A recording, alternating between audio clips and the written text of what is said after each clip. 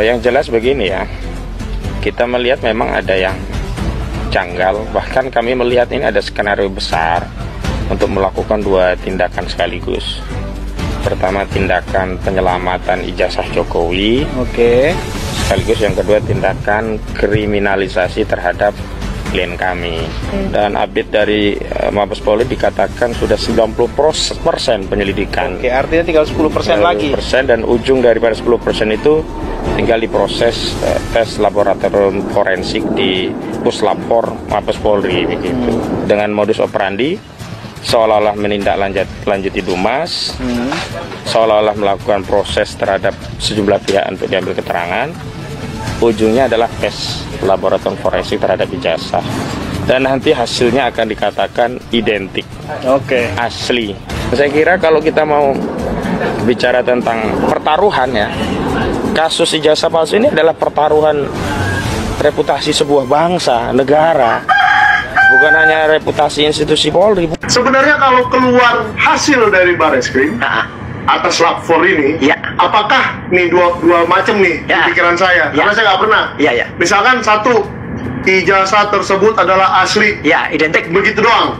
Ataukah ada contohnya nih, kayak kita ngetes gula, ngetes darah, 15 ke 20. Apakah ada parameter-parameternya? Harus ada. Karena nanti mesti harus ada. Jadi nggak boleh hanya satu kalimat saja asli atau tidak. Asli atau tidak. Dan itu harus diumumkan kepada masyarakat. Kemudian harus dilihat ijazahnya seperti apa. Kan itu kan sudah terbuka. Dan satu lagi, ijazah itu tidak termasuk yang dikecualikan dalam pasal 17 di Undang-Undang Nomor 14 Tahun 2008 tentang keterbukaan informasi publik. Jadi nanti Bareskrim harus memberikan penjelasan kepada publik setelah analisisnya selesai, berupa ijazahnya setidak-tidaknya malah justru kepada tim TPUA yang meminta itu. Kan ini hasil pelaporan, hasil Dumas. Yang melaporkan kan TPUA. Jadi yang wajib menerima pertama hasil itu adalah TPUA, bukan kemudian kepada yang bersangkutan. Kalau yang bersangkutan kan katanya sudah jelas itu ijazah asli. Dia kan udah tahu asli atau tidak. TPUA. Nah, dari situlah nanti akan berkembang. Maka pertanyaan saya tadi, sampai ke skripsi apa enggak? Sampai ke ayam atau telur itu atau enggak? Atau kalaupun nanti ternyata skripsi juga ikut dianalisis, saya harapkan harus itu Pak, itu harus. Dan ternyata nanti berbeda, misalnya skripsinya asli. Loh, kalau asli dan kemudian bentuknya kayak gitu, waduh, kok bisa Universitas Gadjah Mada meloloskan sebuah skripsi yang abal-abal kayak gitu?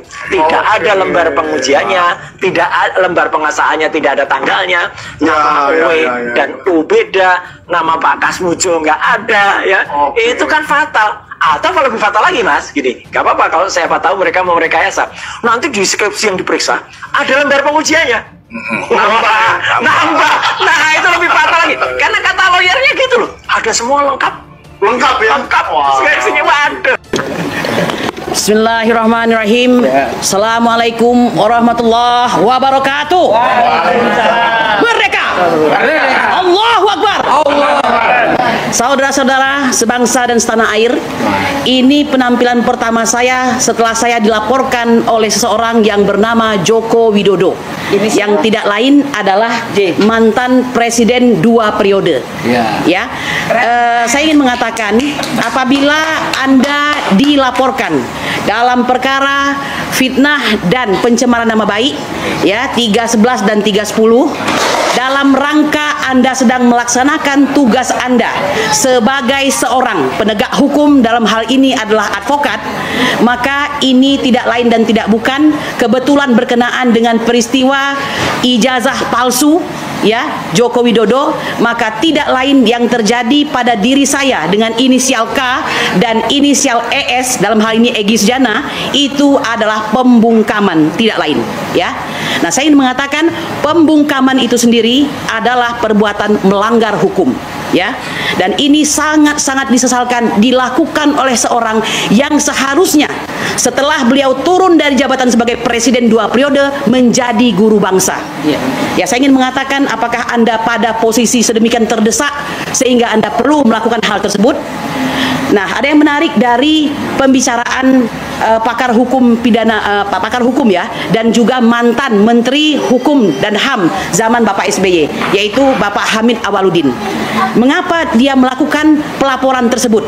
Beliau mengatakan ini tidak lain karena memang hobinya melaksanakan sikap-sikap yang playing victim, ya, agar senantiasa berada dalam pusaran pemberitaan, ya. Maklum ya, ini seperti post power syndrome ya.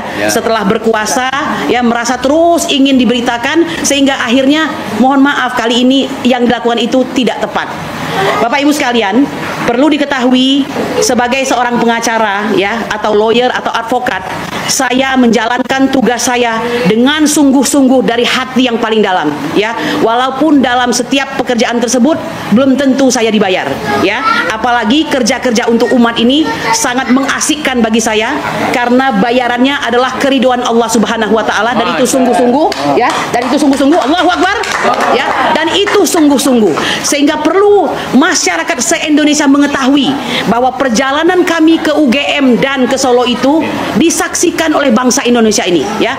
Kami memulainya dengan benar, membuat surat dahulu ya, kemudian mempersiapkan diri kami dengan segala hal yang sekiranya bisa membuat kami terjerembab dalam melaksanakan tugas kami tersebut dengan sangat hati-hati. Ketika sudah ada tanda bahwa kami akan diterima, baru kami berangkat. Dan perlu Anda ketahui seluruhnya bangsa Indonesia ini bahwa kami berangkat itu dengan kondisi logistik yang seadanya. Hanya tekad di dalam dada ya, bahwa kami mengemban amanah penderitaan rakyat untuk mengetahui informasi, melakukan klarifikasi dan melakukan verifikasi terhadap ijazah Joko Widodo yang diduga palsu itu. Dan ini merupakan rangkaian kegiatan pekerjaan kami sejak tahun 2022, bukan dadak-dadakan begitu ya. Nah, kami ingin mengatakan kami pun diterima secara baik oleh UGM maupun oleh Bapak Joko Widodo sendiri. Jadi sungguh agak terasa sangat lucu ketika beberapa waktu kemudian seharusnya beliau menghadiri persidangan nomor 99 di PN Surakarta, justru datang ke Jakarta untuk melaporkan para ahli yang diantaranya Roy Suryo, kemudian Rismon Hasiholan Sianipar, Tifauzia Tiasuma, lalu ditambah lagi 2 orang dari TPUA, yaitu Presiden TPUA Egy Sujana dan saya sendiri Kurnia ya. Saya ingin mengatakan terlebih daripada itu bahwa dalam kami melaksanakan tugas kami ini merasa nyaman seharusnya dan aman karena kami dibekali dengan undang-undang advokat, yaitu Undang-Undang Nomor 18 tahun 2003 yang sudah disampaikan oleh Bang Azam dan Bang Ismar tadi. Jadi sesungguhnya saya mau bertanya, apa yang dilakukan oleh kuasa hukum terhadap saudara Joko Widodo sehingga berani melaporkan kami, orang yang jelas-jelas dan nyata-nyata dilindungi oleh Undang-Undang Advokat ya, pasal 16, bahwa seorang advokat dalam melaksanakan tugasnya tidak bisa dituntut secara perdata maupun pidana ya, dalam rangka memberikan pembelaan kepada kliennya baik di luar maupun di dalam persidangan dengan itikat baik. Dan diperkuat lagi dengan pasal 5 ayat 1 bahwa kami dalam melaksanakan tugas dilindungi Undang-Undang Advokat ini untuk menjadi advokat yang bebas dan mandiri, terbebas dari segala intervensi.